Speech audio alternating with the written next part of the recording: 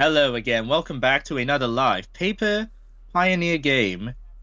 My name is John. This is my partner Jay, and we're commentating on two completely different ends of the spectrum in terms of deck builds, right, Jay? Yeah, it looks like we've got an aggressive deck versus a slower but still quite fast combo deck. So we have Atarka Red on the left side versus Lotus Field on the right side. Would you like to walk me through the Atarka Red deck? Because that's not a very common one you see nowadays. So Atarka Red kind of stems from a very similar strategy, which you might have heard, the 8 whack deck in Modern, where you sort of where the plan is to generate a lot of sort of smallest creatures on the board, and a lot of normally tokens, normally just creatures that are 2-for-1s, and then the big payoff would be what we would call a bushwhack effect, or in Pioneer would be the only bushwhack, which is a 3 mana 2/1 with haste. But if you had played another spell before, you can pay its surge cost, and it gives every creature on the board +1 attack and haste on top. So it's a very big payoff for this type of strategy, and it can win very quickly. I think turn 3 is sort of the maximum speed it can get to, but it's a very consistent. It runs this new 1 mana sorcery from All-Be-One, which we destroy a target artifact, and you just create 3/1/1 goblins. Very, very reminiscent of Kadoltha Rebirth. And that could be, if that shows up, the Atarka Red might be just that much too quick for this Lotus Field player. But Jay, run me through what Lotus Field does. Yeah, so Lotus Field, it's got the namesake Lotus Field in the deck, and the idea is that they get Lotus Field, they copy it with Thespian Stage, they have, a load of mana available to them by, untapping and tapping their Lotus Fields using cards like Hidden Strings, and they generate a huge amount of mana. And their top end is usually an Emergent Ultimatum to go find what they need, usually something like an Omniscience, and then they get to play their entire deck out. They get to wish from the sideboard, usually get an Approach of the Second Sun, and then they just go find that Approach of the Second Sun and play it again. Some Lotus Field decks have different top ends.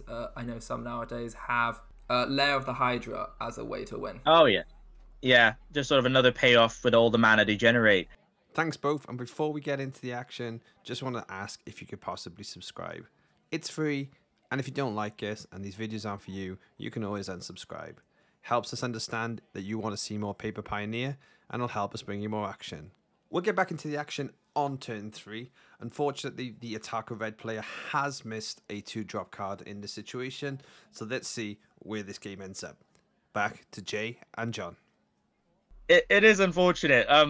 I mean, thankfully, if with this particular mat, it's not upside down, and it is in line, Jay. How do you feel about that?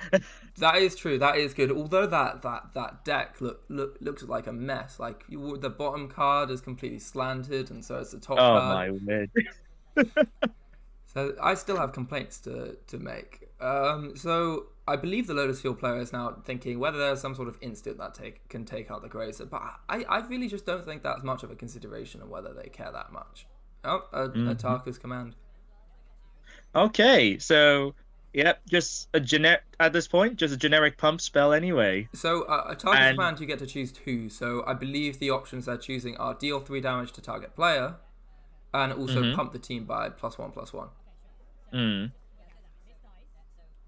And Dave is deciding to play his play with fire to the face as well to get a scry. Yeah, leaves that on top, and the Lotus Field player is already down to 13. It's not looking great. Oh, they finally find a Lotus Field off the top, which is very nice. And just hard plays it, sacking 2 lands, not getting the full benefit here. Oh, unless an instant reaction. Yeah. So I think he probably said something like, "Oh, it doesn't matter."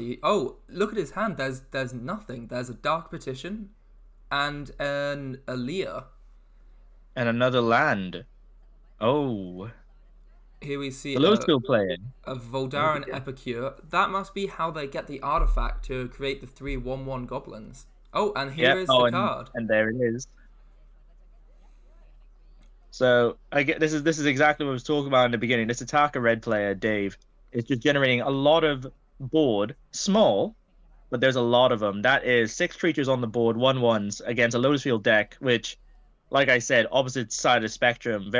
It's kind of slow, even slower with almost literally no interaction. Dave's just running over this player.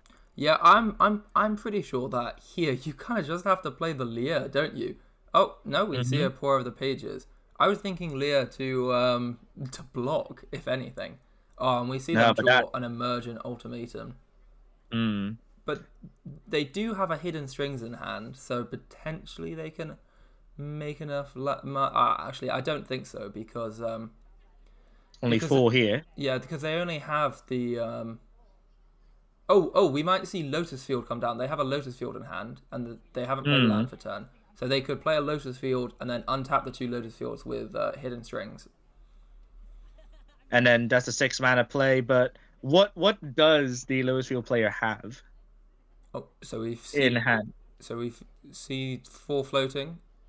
4 blue floating, specifically, I believe. Yeah, sacks the 2 lands. Hidden Strings. 8 mana available now. Isn't Emergent Ultimatum 8 mana? Emerging Ultimatum, I believe. But even if he has Emerging Ultimatum, that's not the appropriate mana colors for it. Could be another. Yeah, but they could. Yeah, so they aren't playing that. No. Probably just another turn, another Hidden Strings, maybe. Oh, they get to play Lear and then Hidden Strings. Oh, very good play. Very good play. With the mana left over. Yeah, I forgot about Lear's ability. I was just thinking of her as a blocker at this point. Oh well. Well, thankfully the Lotus Field player didn't. And he will decide to cast Hidden Strings, I believe. Yeah, I can't see that dies, but they have an amount of mana floating. I believe enough to Pour up the Pages. Which is what they're going to do. Yeah. So Pour of the Pages, you draw 2, discard 1, and untap 2 lands. No, generating more value. Draw 3, discard 1.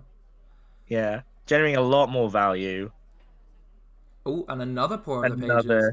Oh my word! This is what the Lotus Field can do, though. From a position where it just doesn't look like they have anything. If they can chain a few of these, Pour of the Pages together, they can ramp up their mana.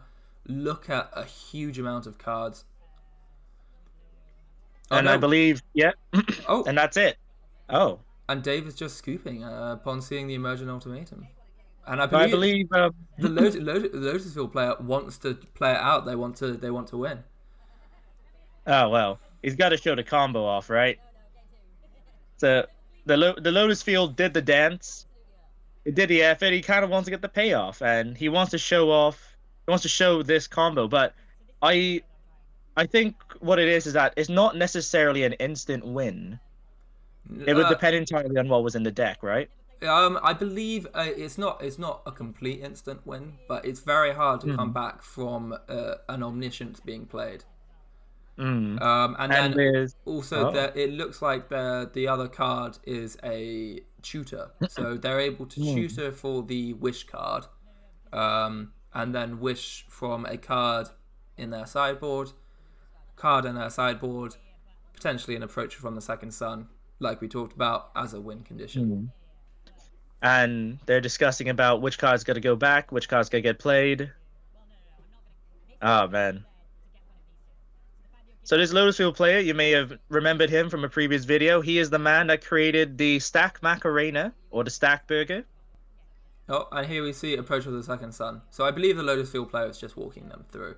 Although, realistically, I know this is an FNM, and you just can't be bothered to sit there and watch for 20 minutes as they combo off. So I'm okay with conceding at this point. But if you are at a competitive tournament, this is not a for sure win. Lotus Field has to be able to draw correctly. Actually, no, never mind. Omniscience and a tutor, that pretty much gets them there. Yeah. So sort of one of the ways you can sort of sit through its combo and kind of go, right, he could whiff here, is that if Josh actually didn't have the ultimatum in hand, because it would be a lot of mana generation, but very little payoff ultimately. Because he was at 9. I wasn't sure what exactly was in Dave's hand. He might have been able to win the turn after.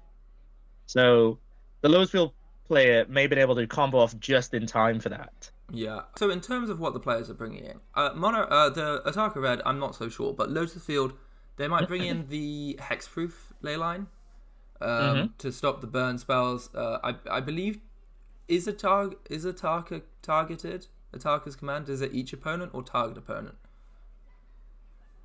I'm not entirely sure. I'm not entirely sure, but potentially it might also stop that. And then I believe something like a Path of Peril is quite good, because Path of Peril kills everything from Atarka Red. It's only 3 mana, and a Lotus Field, just a singular one tapping can play a Path of Peril. And in fact, if we look at his the Lotus Field player's hand, they are. Oh, I think they thought they needed to re-sleeve, but they don't. Sleeve. And you can see the Path of Perils. It looks like they have 3 that they're bringing in. Okay, so this Lowe'sfield player very much prepared for aggressive matchups. Yeah, I mean, and we see it again that someone doesn't know how to reset their life total properly. You just tap the plus button until it gets back to 20. I don't want to hear about any reset buttons. You got to feel the pain of how much damage you took by having to tap all the way back up to 20. That is such a waste of time, Jay. No, Every time. I have played against an Angels deck, and I have tapped something like 64 times when my opponent was on 84 life. And it hurts, but it was worth it, It taught me many lessons. Was it as were you meditating during that stage? Did it open up your eyes to new information you've never known? It did. Interestingly enough, I lost those games, when my opponent was on 84 life. But after tapping the 64 times, something just must have changed in me, and I was able to win against the same player in the same deck later on in the tournament in the semi-finals. So no big deal. Well. Back to the game. Yeah, back to the game. We see a great start from both players. Kumano faces Kazan. Brilliant card. A Boreal Grazer, people call it a time walk. Gets 2 lands out. Turn 1, which is very important in the Lotus Field deck because of Lotus Field requiring you to sack 2 lands. So you need 2 lands in play. You need the ramp. You need the ramp. But the Kumano on its second lore counter, making a 2/2 creature, and this time Dave's deciding not to just randomly attack into it. Yeah, I'm not sure about Dave's hand. How does he not have a 2 mana play again? I mean, this particular Gruul deck I don't believe runs many sort of card draw start type effects. There's no Reckless Impulse, I don't think. Yeah. And no other ways to draw cards, which both red and green do have access to, but I believe in a more aggressive strategy. I know. Reckless Impulse would be slightly better. I was just thinking of, like a Burning Tree Emissary or something, because presumably they play 4 of them, and then Bushwhacker as well. So it's just surprising to me that they don't have a turn 2 drop. No, but Cindervines. So Cindervines, I believe it's whenever an opponent taps a non-basic land, it deals. No. You tell me what Cindervines does. Oh man, you know what? This is the moment where it'd be nice if we had the card in front of us. And I believe I'm going to have to get it up because we can't give the wrong thing. Cindervines. I believe it's whenever an opponent casts a non-creature spell, yes. So whenever they cast a non-creature spell, it deals 1 damage to that player. I was mixing up with Burning Earth. Well, speaking of mix-ups, I got nothing else to say. I think, okay, this is an attack to bait out the Boreal Grazer block, but the Lowe'sfield player does have both Lowe'sfield and Thespian Stage out on the board. So Thespian Stage is really good because you get to copy the Lotusfield, obviously, and it becomes a Lotusfield itself. So you now have 2 Lotusfields on the battlefield. It's basically how you get to play, 8 Lotusfields in your deck. And once again, I believe we're back to having the combo going off, hidden strings to start off. Oh, I believe this is one of the fastest combos I've ever seen. We see an emergent ultimatum already. Okay. Yeah, so I think Atarka Red has just been too slow. It sounds weird to say it given the amount of power they have on the board, but they just need to be faster.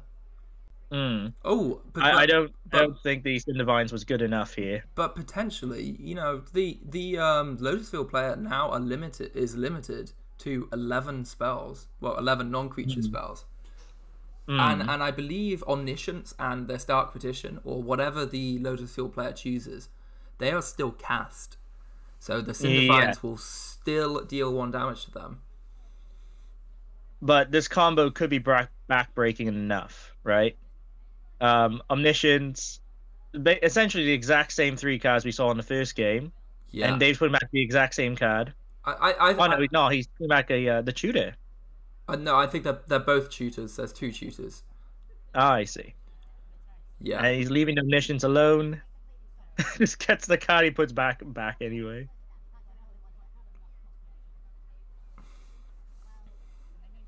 Ooh. Yeah. So now we see Cindervines has, it's kept Dave in this, because the Lotus Field now has 8 spells to work with, which they will probably be able to do it in, especially because they also have some cycling effects. Oh, but speaking of cycling, there's a Cyclonic Rift in hand. That's a card you don't see very often, but overloaded, it returns all opponents' non-land permanents to its owner's hands. Oh, including Cindervines. Yeah. That is an out. That is an out that the Lotus Field player needed. And now we see Fae of Wishes.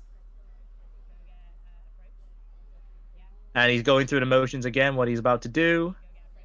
And that's it. That is 2 very quick games to the Lotus Field player. Yeah, 2 very that second game the Lotus Field player was so quick. And the first game, they got down to quite low life. I thought they had lost. They didn't seem to have anything in hand, and then suddenly, they get to play 3 4 of the pages in 1 turn with Leo out. It goes to show, like, having not just the one, but that's like having 2 Lotus Field immediately changes the pace of the game for that combo deck. They do display their sideboards that look like 2 Dampening Spheres, 2 Tormod's Crypt to deal with the graveyard, and then 2 Cindervines for the Atarka Red player.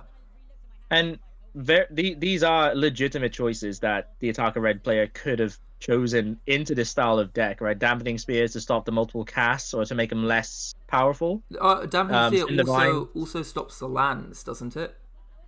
It does.